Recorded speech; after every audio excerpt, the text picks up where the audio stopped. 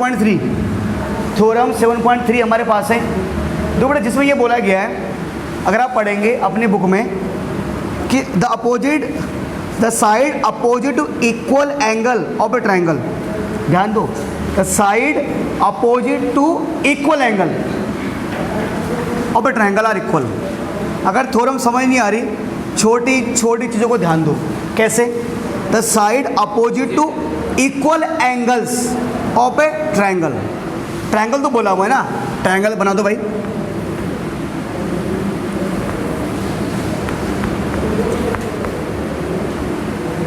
है ना, चलो लिख दो। गिवन मतलब दिया है in triangle ABC, in triangle ABC, triangle ABC में, ठीक है, ये क्या दिया हुआ है? The side opposite to equal angle. The side, book में देखो बेटा साथ साथ, जब तक बुक में नहीं देखोगे कैसे पता लगेगा मैं क्या बोल रहा हूँ? जो मैं चीज़ बोलते जा रहा हूँ उसको बार बार उसको पॉइंट आउट करो। The side opposite to equal angle, equal angles लिखा हुआ, इक्वल एंगल्स यानी एंगल्स इक्वल है। यहाँ पर दो एंगल इक्वल्स हमारे पास, तो मैंने मान लिया ये बी एंगल किसके बराबर है? सी के बराबर है। इक्वल एंगल दे रखा है, तो in triangle ABC angle B किसके बराबर है? एंगल सी के। एंगल बी किसके बराबर है? एंगल सी के। बी सी के बराबर है। सब प्रूव क्या करना है फिर? जो मैंने कहा जो स्टार्टिंग में लाइन बोली होगी वो प्रूव करना है। तो कभी कभी क्या होता है ना, हाँ, कभी कभी क्या होता है कि एग्जाम में 7.2 और 7.3 थ्योरम में बच्चे कंफ्यूज हो जाते हैं, वो समझ नहीं पाते कि 7.2 थ्योरम प्रूव करें या 7.3 प्रूव करें, ये कौन से वाले थ्योरम है। तो मैंने कहा तो इस शुरुआत में लाइन बोली होगी, यहाँ बोला है साइड अपोजिट, यानी यहाँ पर साइड प्रूव करनी है। कहता है अगर मैं इसका मीनिंग तुम्हें समझाऊं इस पूरे थ्योरम का, कि अगर किसी ट्रायंगल में दो एंगल इक्वल हो, किसी ट्रायंगल में दो एंगल इक्वल हो, तो इनके सामने वाली साइड भी क्या हो जाएगी? इक्वल। अगर बी एंगल सी एंगल के बराबर है तो गिवन, उसके बाद टू प्रूव आता है। क्या आता है? To prove. तो ये प्रूव करना है कि जैसे बी एंगल के सामने वाला साइड कौन है? AC, और सी एंगल का सामने वाला साइड कौन है? AB। मुझे AC बराबर AB प्रूव करना है। जब जो पिछला वाला क्वेश्चन था वहाँ अपोजिट था, मैंने कहा नहीं 7.2 थ्योरम और 7.3 थ्योरम जस्ट एक दूसरे के अपोजिट है। 7.2 थ्योरम में क्या था? उसमें क्या था कि हमें AB किसके बराबर दे रखा था? AC के। उसमें AB किसके बराबर था? AC। 7.2 थ्योरम में अब प्रूव करना था B बराबर C। यहाँ उल्टा है, यहाँ उल्टा है, B बराबर C तो AB बराबर A से प्रूव करना है। ठीक है, क्या बोला गया है? इसमें बोला गया क्या? Angle opposite to equal side of a triangle are equal. इसका मतलब ये है कि किसी ट्रायंगल में अगर दो एंगल इक्वल हैं तो उनके सामने वाली साइड क्या हो जाएगी? इक्वल। ए भी किसके बराबर हो जाएगी? AC की। गिवन टू प्रूव, उसके बाद हाँ कंस्ट्रक्शन करना पड़ेगा पहले, बिना कंस्ट्रक्शन कैसा हो जाएगा बाबू? हिंदी में क्या बोलेंगे इसको? हिंदी में रचना बोलेंगे, रचना। देखो पिछले में हमने ना जो 7.2 थ्योरम था वहाँ पर हमने एक एंगल A का परपेंडिकुलर नहीं एंगल A का खींचा था बाइसेक्टर। इसमें क्या करेंगे? इसमें चाहे तो बाइसेक्टर भी खींच सकते हैं और चाहे तो 90 डिग्री का भी खींच सकते हैं।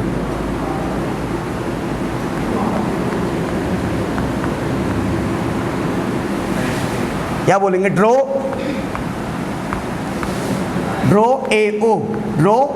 AO परपेंडिकुलर किसके ऊपर? BC। मतलब हमने क्या खींचा कि जो AO है, AO किसके ऊपर परपेंडिकुलर है? BC के ऊपर। मतलब हमने A है ना BC के ऊपर एक परपेंडिकुलर खींचा है, इसका नाम है AO। मतलब इसका मतलब क्या भैया? मतलब ये है जब भी परपेंडिकुलर आता है ये उल्टा T आता है, इसका मतलब 90 डिग्री का एंगल बनेगा। इस उल्टा T को बोलता है खड़ी पर पड़ी। क्या बोलते हैं? खड़ी पर पड़ गई। ठीक है, हाँ ठीक है सर, आगे देखो। तो हो गया। और दो ट्रायंगल उठा लो, कोई से भी लिख दो। इन triangle AOB, in triangle AOB and in triangle AOB, in triangle AOC, in triangle AOC। हाँ हाँ, अच्छा थोड़ा सा आपको वहाँ से दिख नहीं रहा बेटा, तो और नीचे करना है। लो, नहीं दिख रहा भैया? अच्छा लो भैया, बच्चों को दिखता नहीं यार। लो, in triangle AOB and in triangle AOC, triangle AOB और ट्रायंगल AOC में भैया, ए भैया AOB ट्रायंगल में आ रहा है AOC ट्रायंगल में आ रहा है AO, इसमें भी AO आ रहा है, उसमें भी AO आ रहा है। देखो AO यहाँ भी, AO यहाँ भी। बेटा आप बताओ, सार्थक मेहरा बेटा AO बराबर AO है, क्यों बराबर है? क्या क्या लिखेंगे? कॉमन। बार है बेटा, वाह वाह, इसको अवार्ड मिलेगा, इसको नोबेल पुरस्कार मिलेगा, शाबाश। कॉमन, बस बेटा मेरा पढ़ाना सफल हो गया बेटा, आज की क्लास सफल हो गई। चलो भाई खत्म करो क्लास, हो गए भाई, जाओ भाई। AO बराबर AO। अच्छा एक और मान जाऊंगा। अब दोनों ट्रायंगलों में एक तो कॉमन दिख रहा है आपको, और क्या दिख रहा है आपको सार्थक?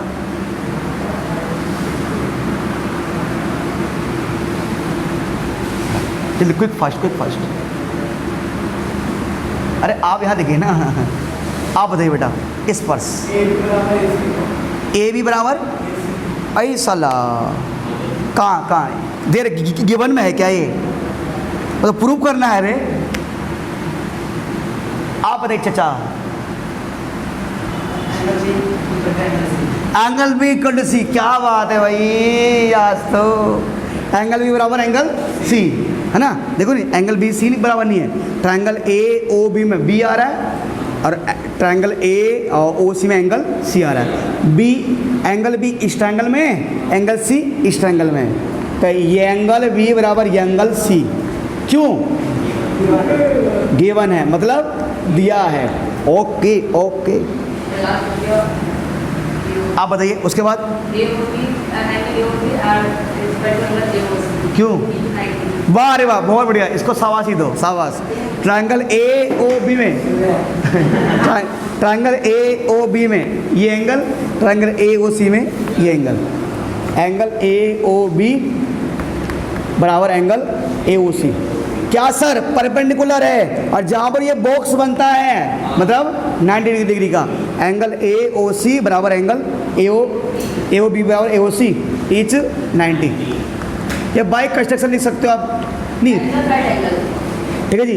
तो ट्रायंगल AOB कॉन्ग्रुएंट हो जाएगा ट्रायंगल AOC के। भैया कौन से रूल से?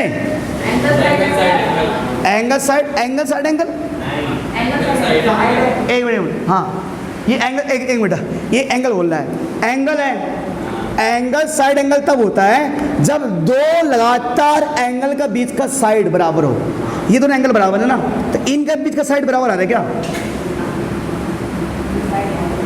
नहीं, एंगल साइड एंगल तब लगता है जब उनके बीच का साइड हो। तो इस एंगल, ये एंगल इसके बराबर है, ये एंगल इसके बराबर है, क्या इनके बीच का साइड इस साइड के बराबर है क्या? नहीं, हाँ ये लग सकता है। अब कोई बच्चा अब याद, ये एंगल इसके बराबर, एंगल साइड। अब तुम ये तो बोल नहीं सकते कि साइड एंगल नहीं, angle side, angle side rule से। अच्छा, दो ट्रायंगल बराबर होते हैं, उनके बचे हुए पार्ट को हो जाते हैं इक्वल। तो अंकित भाई AB किसके बराबर हो जाएगा? AC के। AB किसके बराबर हो जाएगा? AC के। कौन से रूल से? CPCT। कौन से रूल से? CPCT का फुल फॉर्म क्या होता है? आप बोलना बेटा। Corresponding part of congruent triangle है, हिंदी में उसको बोलते हैं, लिखिए बेटे, संगम भाग। सर्वांशम त्रिभुजों के संगत भाग। ठीक है सर।